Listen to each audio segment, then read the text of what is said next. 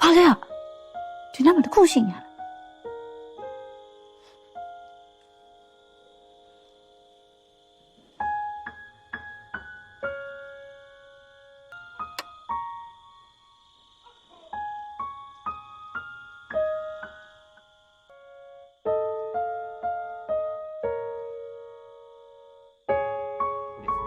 နင်းလားမင်းအမှန်တိုင်းပြော